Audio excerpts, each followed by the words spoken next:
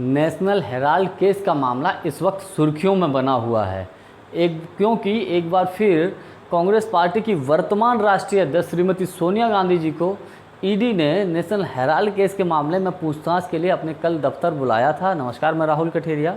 यदि आपने अभी तक हमारे यूट्यूब चैनल राहुल का अड्डा को सब्सक्राइब नहीं किया है तो आपसे रिक्वेस्ट, हमारे चैनल को सब्सक्राइब कर लीजिए, घंटी के बटन को दबाइए और ऑल पर क्लिक कर दीजिए।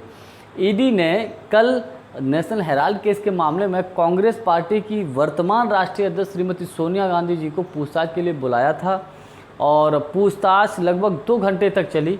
और पूछताछ के बाद जो एक मीडिया में जो खबर निकल कर आई थी वो ये आई थी कि ईडी के द्वारा या मीडिया के द्वारा ये बताया गया कि सोनिया गांधी जी से 2 घंटे की पूछताछ के बाद सोनिया गांधी जी ने ईडी के अधिकारियों से दरख्वास्त की, रिक्वेस्ट की कि अब मेरा दवाई का टाइम हो गया है और मुझको जाने दिया जाए। और सोनिया जी की बात को मानते हुए ईडी के अधिकारियों ने उनको जाने दिया गया।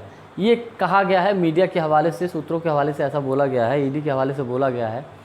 लेकिन कांग्रेस पार्टी के राज्यसभा के सांसद श्री जयराम रमेश जी ने कल प्रेस कॉन्फ्रेंस की थी और स्पष्ट कहा था, जोर देकर कहा था कि ये सरासर झूठ है कि सोनिया गांधी जी ने ईडी के अधिकारियों से दवाई खाने के लिए समय मांगा था।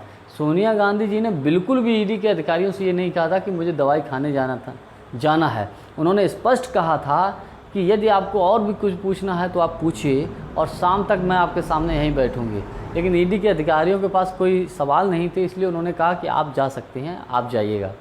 तो कहने का तात्पर्य यह है कि कांग्रेस की तरफ से आरोप ये लगाया गया है कि ईडी के अधिकारी या जो मीडिया बोल रहा है वो सरासर झूठ बोल रहा है, सरासर गलत बोल रहा है।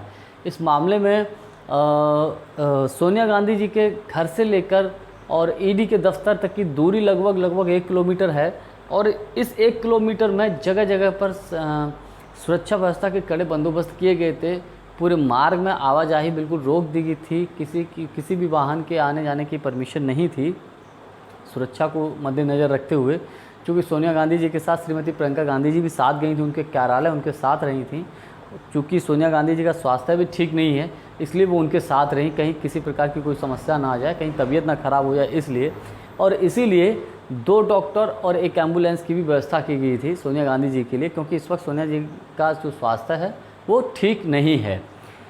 इस मामले को लेकर कांग्रेस पार्टी ने सड़क से लेकर संसद तक जोरदार तरीके से हंगामा किया। पूरे देश में कल विरोध प्रदर्शन किया, जिसमें जो है जगह जगह पर सड़क को जाम किया गया, चक्का जाम किया गया। दिल्ली में कई घंटों तक जाम की कंडीशन बनी रही, स्थिति बनी रही। यूथ कांग्रेस के कार्यकर्ताओं ने दिल्ली में रेल को रोका, कई ट्रेनें रद्द हो गई, कई ट्रेनों को रोक दिया गया काफ़ी देर तक और पूरे देश में विरोध प्रदर्शन हुआ। 75 सांसदों ने इस मामले को लेकर विरोध प्रदर्शन किया है सरकार के खिलाफ। और 75 सांसदों को नज़रबंद कुछ समय के लिए जो है पुलिस ने अपनी कस्टडी में ले लिया था दिल्ली में ही। ये कल की घटना है।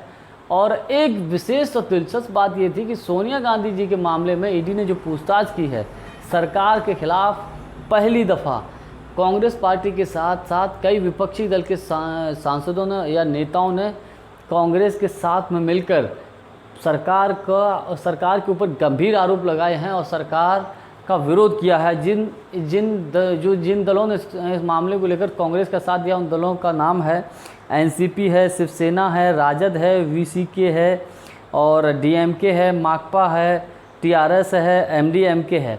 ये और 1-2 और कई दल के नेता हैं जो इस पूरे मामले में कांग्रेस पार्टी के साथ थे, कंधे से कंधा मिलाकर खड़े थे, क्योंकि उनका स्पष्ट कहना था कि भाजपा या मोदी जी अब जो है पूरे विपक्ष को कुचलना चाहते हैं, पूरे विपक्ष को ख़त्म करना चाहते हैं, इसलिए हम सबको अब मिलकर लड़ना ही पड़ेगा। वीडियो यदि आपको अच्छा लगा हो तो इसको लाइक ज़रूर कर दीजिएगा और इसको अधिक से अधिक शेयर कर दीजिएगा। धन्यवाद, नमस्कार।